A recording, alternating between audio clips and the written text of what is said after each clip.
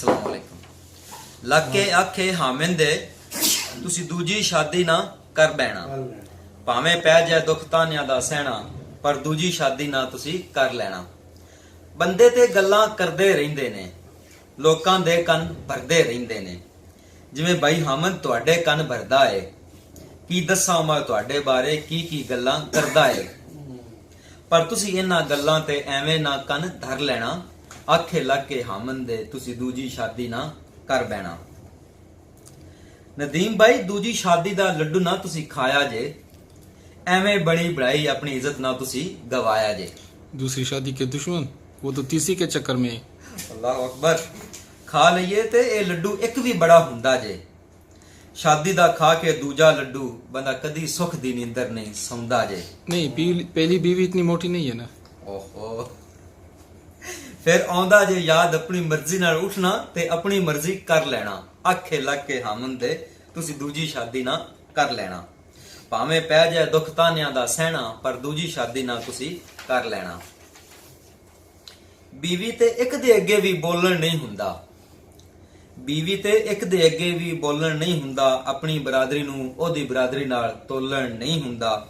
ਐਵੇਂ ਆਪਣੀ ਬਰਾਦਰੀ ਨੂੰ ਦੋ ਬੀਵੀਆਂ ਨਾਲ ਤੋਲਦੇ ਫਿਰੋਦੇ ਤੁਸੀਂ ਦੂਜੀ ਸ਼ਾਦੀ ਨਾ ਕਰਨਾ, ਫਿਰ ਬੰਦੇ ਬੰਦੇ ਨੂੰ ਬੋਲਦੇ ਫਿਰੋਦੇ।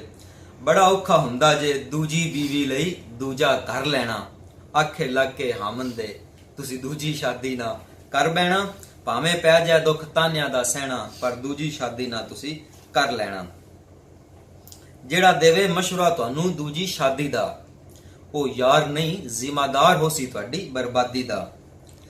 ਜਿਹੜਾ ਦੂਜੀ ਸ਼ਾਦੀ ਕਰਨ ਤੋਂ ਤੁਹਾਨੂੰ ਬਚਾਵੇ, ਮੈਂ ਦੁਆ ਕਰਨਾ ਰੱਬ ਉਹਨੂੰ ਹਜ ਦੀ ਸਾਦਤ ਨਸੀਬ ਕਰਾਵੇ। भाई शादी कराना सवाब का काम है, उसका जिम्मेदारी हमारा है। लेकिन ये भी हालात की बात कर रहा लेकिन उसके बाद हालात क्या होंगे वो हमारी जिम्मेदारी नहीं है। हूं। अच्छा, हौसला आवे जे ਤੁਹਾਨੂੰ ਦੂਜੀ ਸ਼ਾਦੀ ਦਾ, ਹੌਸਲਾ ਆਵੇ ਜੇ ਤੁਹਾਨੂੰ ਦੂਜੀ ਸ਼ਾਦੀ ਦਾ, ਤੇ ਯਾਦ ਪਹਿਲੀ ਬੀਵੀ ਦੀਆਂ ਤੁਸੀਂ ਝਿੜਕਾਂ ਕਰ ਲੈਣਾ। ਲੱਗ ਕੇ ਆਕੇ ਹਾਮਨ ਦੇ ਤੁਸੀਂ ਦੂਜੀ ਸ਼ਾਦੀ ਨਾ ਕਰ ਬੈਣਾ। ਬੀਵੀ ਤੇ ਇੱਕ ਕੋਲੋਂ ਵੀ ਜੇ ਬਚ ਜਾਓ ਤੇ ਬੜੀ ਗੱਲ ਏ, ਬੀਵੀ ਤੇ ਇੱਕ ਦੇ ਕੋਲੋਂ ਵੀ ਜੇ ਤੁਸੀਂ ਬਚ ਜਾਓ ਤੇ ਬੜੀ ਗੱਲ ਏ। ਜੇ ਆ ਜਾਏ ਲੜਾਈ ਦੇ ਤੇ ਦਾ ਬੰਦਿਆਂ ਨੂੰ ਵੀ ਇਹ ਲੈਂਦੀ ਚੱਲੇ। वही पहलवान के साथ शादी करानी है क्या? ऐसे ही कुछ हालात होते हैं बाद में। फिर किसी दे बोलण ਦੀ ਵਾਰੀ ਉਹ ਆਉਣ ਨਹੀਂ ਦਿੰਦੀ, ਫਿਰ ਕਿਸੇ ਦੇ ਬੋਲਣ ਦੀ ਵਾਰੀ ਉਹ ਆਉਣ ਨਹੀਂ ਦਿੰਦੀ। ਜੇ ਹੋਵੇ ਕਪੱਤੀ ਬੀਬੀ ਤੇ ਕਦੀ ਸੁੱਖ ਦੀ ਨੀਂਦਰ ਉਹ ਸੌਣ ਨਹੀਂ ਦਿੰਦੀ। ਜੇ ਹੋਵੇ ਕਿਸੇ ਦੀ ਤੁਹਾਡੇ ਵਿੱਚੋਂ ਇੰਜ ਦੀ ਬੀਬੀ, ਤੇ ਕਰ ਤੁਸੀਂ ਬਸ ਸਬਰ ਲੈਣਾ, ਤੇ ਲੱਗ ਕੇ ਆਕੇ ਹਾਮਨ ਦੇ ਤੁਸੀਂ ਦੂਜੀ ਸ਼ਾਦੀ ਨਾ ਕਰ ਬੈਣਾ। ਗੱਲ ਮੈਂ ਆਖਰੀ ਤੁਹਾਨੂੰ ਸਮਝਾਉਣ ਲੱਗਾ, ਮੱਤ ਦਿੱਤੀ ਹੋਈ ਵਡੇਰਿਆਂ ਦੀ ਸੁਣਾਉਣ ਲੱਗਾ। ਗੱਲ ਮੈਂ ਆਖਰੀ ਤੁਹਾਨੂੰ ਸਮਝਾਉਣ ਲੱਗਾ, ਮੱਤ ਦਿੱਤੀ ਹੋਈ ਵਡੇਰਿਆਂ ਦੀ ਸੁਣਾਉਣ ਲੱਗਾ। ਐਵੇਂ ਦੂਜੇ ਵਿਆਹ ਦਾ ਤੁਸੀਂ ਢੋਲ ਨਾ ਵਜਾਣਾ, ਨਹੀਂ ਤੇ ਪਹਿਲੀ ਦੀਆਂ ਬਾਲਾਂ ਨੂੰ ਵੀ ਆਪਣੀ ਹੱਥੀ ਪੋਸੀ ਤੁਹਾਨੂੰ ਖਵਾਣਾ। ਬਿਹਤਰ ਦੂਜੀ ਸ਼ਾਦੀ ਤੋਂ ਵਿੱਚ ਪਾਣੀ ਡੁੱਬ ਮਰ ਲੈਣਾ। ਆਖੇ ਲੱਗ ਕੇ ਹਾਮਿਨ ਦੇ ਦੂਜੀ ਸ਼ਾਦੀ ਨਾ ਤੁਸੀਂ ਕਰ ਲੈਣਾ, ਭਾਵੇਂ ਪੈ ਜਾਏ ਦੁੱਖ ਤਾਨਿਆਂ ਦਾ ਸਹਿਣਾ, ਪਰ ਦੂਜੀ ਸ਼ਾਦੀ ਨਾ ਤੁਸੀਂ ਕਰ ਲੈਣਾ।